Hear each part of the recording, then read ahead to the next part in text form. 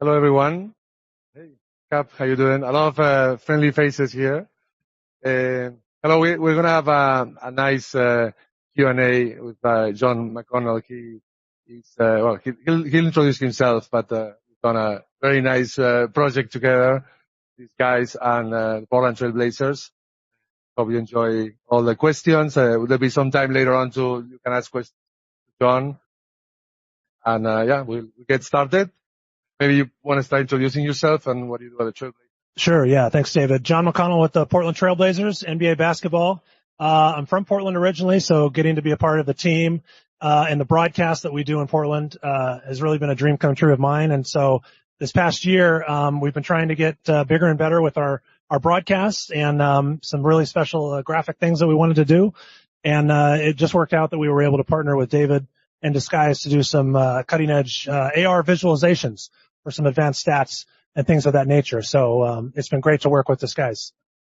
I'm David Jorba, and VP of business development for the broadcast vertical.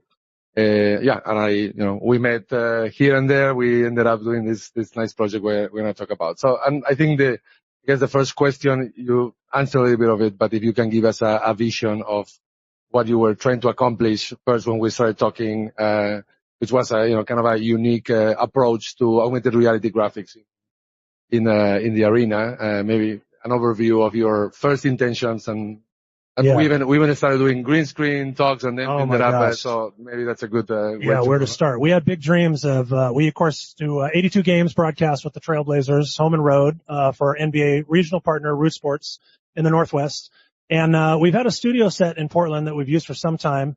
We originally talked about ideas to get creative with some kind of AR green screen set. We tossed around some ideas, some fantastic concepts that Disguise came up with.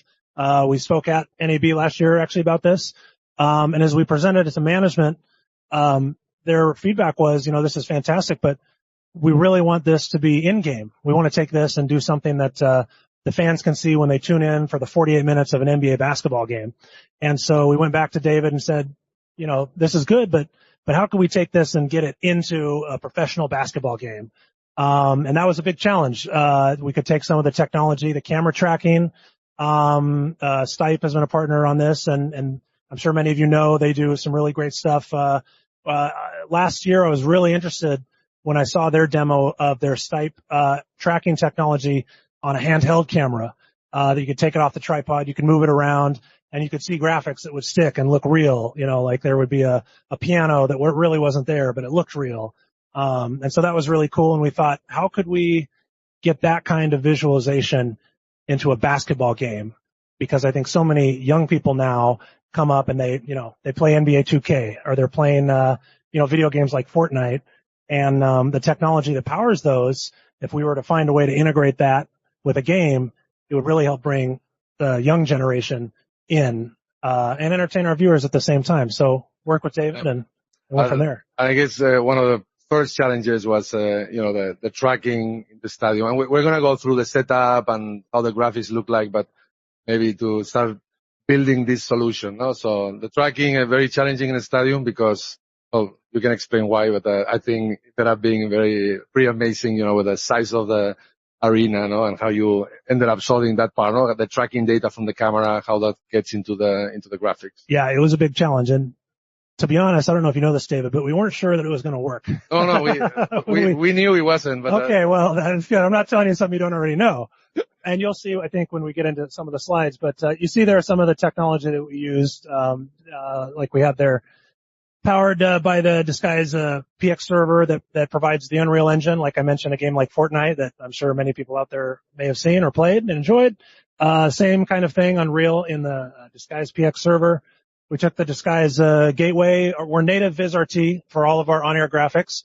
And so David and his team were able to basically take that workflow that we have, use Viz Trio, and use their Disguise gateway as a kind of a translator to get our Trio information into Unreal.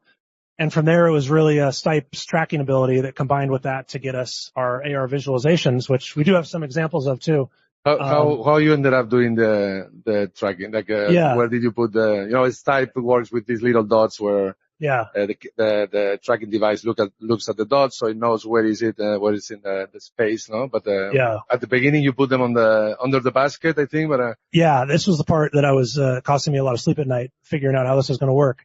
So obviously, like you said, they work with dots reflecting back up into the stipe, the red spy unit, and that's how when the handheld moves, it knows where the camera is. At first, we thought we were going to put them on the court itself and have the unit facing downward off of one of our handheld cameras. The NBA didn't love that idea so much, having little dots all over the court where the players walk and the referees walk, and they were a little worried that, you know, they might come over and buff the court and all the dots are out, and then our whole project screwed up. So we tossed around other ideas, like could we do this on a hard camera with a long lens as kind of a backup plan. But the ultimate thing that we came to was, you know, the thing that never moves is the roof, right? Like that's always there. Is there a way we could put dots in our arena? You know, if you've ever been to Portland, Oregon, the Moda Center is the Trailblazers' home. But just like any other basketball arena, very large, very high roof, and much higher than this.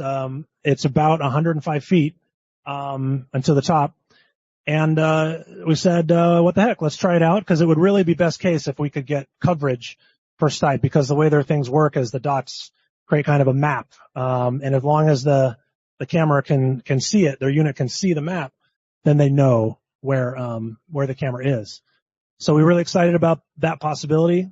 We went through and tried it out. We got riggers that would actually go up to the top of Moda Center, 105 feet.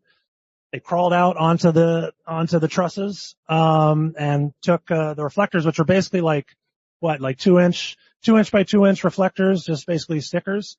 They went out there, slapped them on the underside of the trusses, did about 100 of them. And, the stipe representative was in town, and he was able to make a map using them, and it ended up working out. So it's yeah. very, very solid. Yeah. Works yeah. very well. Very relieving. So we solved the issue of using this RT to control Unreal Engine with this guy's gateway, the tracking, and then the next thing was Unreal Engine. You were kind of new to Unreal Engine, and yeah, brand new. I was a baby with Unreal. I mean, I played Fortnite, but I haven't actually built anything in it.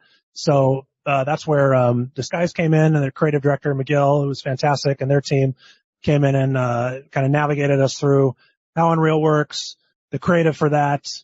And came up with some fantastic ideas and designs. We kind of used this as a bit of a test to see if, number one, it could be done, and number two, what could it look like? What are ways that we could come up with graphics that could fit into an NBA basketball game, which really hadn't been done up to this point. So he came up with some great ideas. We see here a few examples. This was a main one that we have under our basket that tracks some stats. Our management's really interested in advanced stats and visuals, you know, taking the way our basketball ops team, the general manager, the way they look at stats and numbers with players, you know, what percentile they're in among all players in the league, all kinds of advanced things that a lot of people may not necessarily care about, but are kind of interesting. Here you see our sideline reporter, the queen herself, Brooke Olzendam, and there's some integration there over the shoulder. And a lot of these things we would pre-tape for our pregame show. That was really great because you could get the context of the player in the background along with the graphic, which we thought was a really unique thing, that we haven't seen before. So that was a great opportunity for us to use this technology. And again, this is a handheld camera, reflecting off of the dots that are in the ceiling, to achieve that tracking. We do it for opposing players, and credit to Disguise opening us up to some sponsorship opportunities for some of these graphics. We did it in game. Here's actual in-game footage, Blazers and Mavericks, and you see here Shane Sharp at the line and the stats there up at the top. And you notice the zoom tracks, the movement tracks, and we push right to the player. Kind of a different way of doing graphics, and I think really particularly aimed at the younger crowd. This, I think, was one of our favorites. We called this the temp tracker. And really, this is a graph of the team's field goal percentage over the course of the game. The challenge with this graphic was, I don't know how closely you follow the NBA, but our team's not very good this year. And so having a graph with fire and ice representing how well your team's shooting didn't work out so well when our team lost about 60 games. So we didn't get that one in as much as we had hoped, but it was still really cool. our talent really liked talking about the heat, and you're feeling the heat. And obviously lots of opportunities for us to get shots. This one was a double-sided graphic. You see that? I think that one really showed off the handheld tracking ability. And we have a stats analyst, and they really like talking about one side of the graphic, and then on the other hand, could literally walk to the other side of the graphic and show these things off. So it's, I think, you see augmented reality graphics in many places, but what's the challenge here really? Do it live during the game. Yeah. Right. And are there any other NBA teams doing this, like internal production or? No. We're very blessed in Portland that we have a great ownership team who really is committed to having really a next gen broadcast, as we like to call it. And I think the league is very interested in this too. And so we're fortunate that we get to be kind of a test bed for a lot of ideas. Some are good ideas, some are crazy ideas, and this one's probably both. But thanks to a lot of hard work by people other than myself, like you, David, Miguel, the whole team, we were able to pull it off in a way that I think was really cool, and we received a lot of good feedback about it. Just send the quote, but But what about the fans? What was the reaction? Yeah. I mean, what's the feedback there? So we had a lot of things this season that we tried in addition to this project. And I know, most people would probably agree. If you log on to Twitter or X nowadays, it's not exactly the most kindest, gentlest place in the world that you can go for feedback. But, that being said, honestly, the feedback we received this year from random people commenting on social media was probably as close to 100% as I've ever seen, that they liked it. They thought the visuals of the whole package was good. I just got a tweet the other day that our production assistant sent, and it was we played the Houston Rockets, and it was a fan of the Rockets, but they actually switched over to our broadcasts because they wanted to see, they liked the look of it basically. But the best tweet that I saw was someone who commented and said, the Blazers visuals like this really feels like you're in the year 2024, where so many other broadcasts feel like you're in 2012 or something like that, which hopefully at a league we're able to kind of raise the bar and get everyone where we want to be. Are there any fans like suggesting like other types of graphics? I mean, what's maybe like, do you hear them asking for certain types of visualizations, analysis, this type of, what can you do in the future with this kind of graphics? Yeah, for sure. So, it's funny you say that, because one of the first things we heard when this came out was, again, another, Twitter X reply, which mentioned, well, this is nice, but can't you start doing, like spot shadowing of the players like we see in like NBA 2K, where if you've ever played 2K, you know that as the players are running up and down the court, they start to get tired, and you see this with, basically a health meter that tracks them as they move around, which is actually an idea that Miguel and I discussed originally. We didn't do it in this iteration, but, something else that we've been talking about. And I want to quickly point out, you see here, I mentioned earlier the riggers that we had go up. This is at the top of Moda Center, 105 feet. You see there are these brave individuals who I would never in a million years do this, and I'll probably never ever go up again. But you see the process, one of the Stipe techs handing off the reflector, pointing out how they want the map to go, because it has to be pretty it's not supposed to be like a grid. It needs to be somewhat different, like you look up and see the stars in the sky and you know where you are at night. This is how it needed to be, and you see the process that they had to do. 2 little hooks on them, 105 feet above the court, walking out and going around beams to put these markers in. So when I mentioned this was a bit of a crazy project, this is what I was talking about. It took a lot of people to pull it off, and I think these are the real MVPs of it, because I don't know anyone else that would do something like this. But in this part, I want to point out that's my hand white knuckling it onto the bar. And I will never ever go up again to that catwalk. So I just wanted to point that out to you, David, that's the last time I will be doing this. So. Okay. And, data, maybe we can talk about data visualization. Yeah. How the data, it's from you guys. I mean, you guys gather, aggregate that data and. Yeah. So we actually get quite a bit of data. And here you can see, I'll just point out real quick, the dots as you see, looking up from the court. And there's the red spy itself reflects back up. So the NBA actually provides quite a bit of data from their APIs and their data feeds to us. And we were fortunate enough to stay in our Viz workflow that your team provided us. And so we're able to leverage a lot of the stats that we get. And that's like how we created the temperature tracker.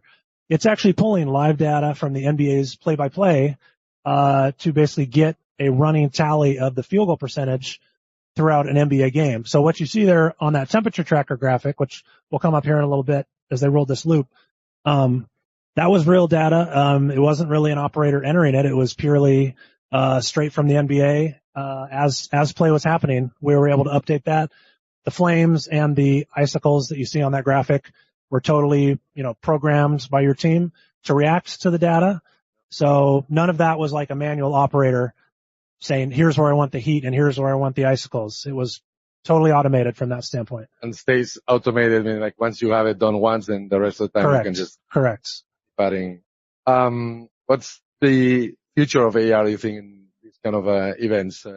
Yeah, I think the future is bright with this. I feel like this kind of thing, you'll see more and more of it. Obviously you watch, the major network players with like NFL. Obviously NFL, they do, 10, 20 broadcasts a year where we're doing 82. So their budget's just a little bit bigger, but there's a lot of AR in those shows. And we're basically trying to, at a more regional level, integrate these things. I think there's a lot of opportunities for these kinds of ideas and others. The NBA is doing a lot of different things with player tracking, where the NBA players, they move around the court. They partnered with Hawkeye from Sony to install cameras throughout each arena that track where the players are. And in real time, they know, when LeBron James pulls up for a three or when he drives in for a dunk, they know how he's moving and where he's moving. And so I think there's some real opportunities for us to take that data that Hawkeye provides, take this kind of technology where you know exactly where players are, and add AR tracking to analysis. Them. Yeah. How about we did at the beginning when we were pitching the project from MetaHuman players and things like that. Well, that didn't happen. Maybe we can talk about it. That interesting to teams like working with artificial, metahumans or digital humans inside Unreal Engine, which is the right platform for this kind of this visualization and assets. Yeah, that was a really cool thing we talked about. We didn't get to it this year, but the idea of scanning players, like I'm sure you've probably seen in video games, again, going back to NBA 2K, they go to a lot of trouble to scan the players, make sure they have all the tattoos, all the facial hair, how the players look, to get them in the video games. And we thought, well, wouldn't it be cool if we went to that trouble, scanned our players, we could start to integrate them into some of these kinds of graphics. So to your point, I think the future of doing something like that would be really cool. Yeah, we did one play. I don't remember the name of the player, but it actually, that we have a video. It shows it's all built through AI. So Miguel's team, our creative director, they asked the AI, just build the face of the player and the features, and then the whole thing was pretty much built in a few hours, and you can build this whole metahuman very quickly. Just AI technology, which is it was nice. It was Damian Lillard, which is why I probably shouldn't bring it up, because obviously he's not with the Trailblazers anymore. Okay. But that's why we didn't do it, I guess. But it was super cool, and Miguel did an amazing job putting that together really quickly. How are we doing on time? I think we have 10 minutes. We'll leave some time for questions, but maybe advice to other teams. What would you say to them? I mean, so no one does this kind of graphics on the court with their own production, right? So yeah, it was really unique with NBA, because if you think about the big four sports and quickly big five with MLS, there's, depending on how the arena works out, not everyone does a lot of handheld camera work, right? Basketball is really unique in that the handheld cameras are not only there, but there's many of them, and they're a big part of the game, right? They're really close to the action. So the challenges really became, the biggest one really was the distance on our ceiling to get the dots, because that tracking, because it was so high, Stipe had never done anything that high before. They honestly didn't know if it was going to work, what it was going to look like. And I was never more relieved in my life when we first did the first map after putting the dots up, and their tech turned to me and says, I think this is actually going to work. But it did. And the only feedback was at that distance, the tracking you start to have a little bit of a shake. So the only thing I would say is what we learned is having the graphics designed so that they're a little further away from the camera. Like you see the temperature tracker I talked about.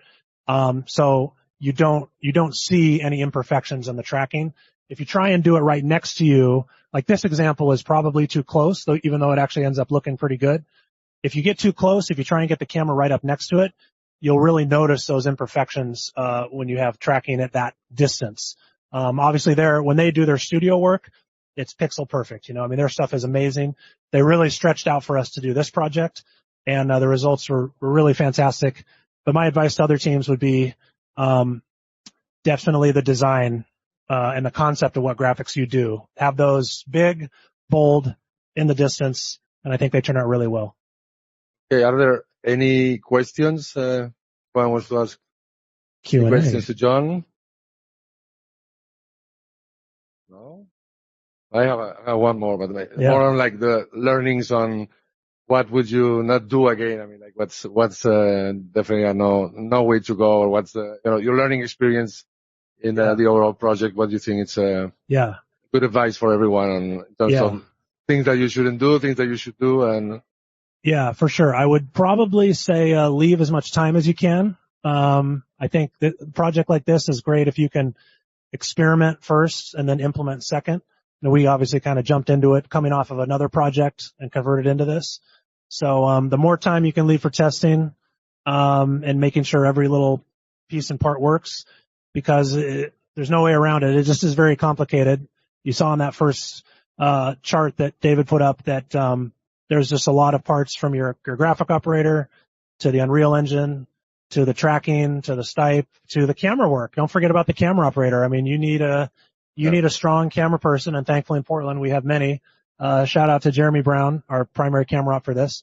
But having a strong camera person as well, who's trained. We spent a lot of time working with the camera ops, rehearsing some of these things, and really perfecting the moves. So I think that was a big part of it too. I can see that. Very nice. Oh, it looked great, and it was a very nice project, a good start. I think it's a great example of a team in NBA League that wants to start using the new Unreal Engine, the new way to experience data and graphics, and it's really a good example on how you can take ideas and put them in the court in a different environment. It's not a television studio, right? We're talking about a completely different setup. So very nice. I don't know if you have anything else you want to add, and if not, we can wrap it up. I just want to say, go Knicks, because I know Miguel is a Knicks fan, who created the creative director for Disguise, and there's number 2 in the Eastern Conference playoffs right now. So when I wish them good luck if our Trailblazers can't be in it. We're planning on getting back there very soon. So, the joke I always told everyone that this is actually my second time at NAB, first time last year when I met with you to do this project, because the previous years, the Blazers were always in the playoffs, and now our team's not very good. So I'm able to be here right now.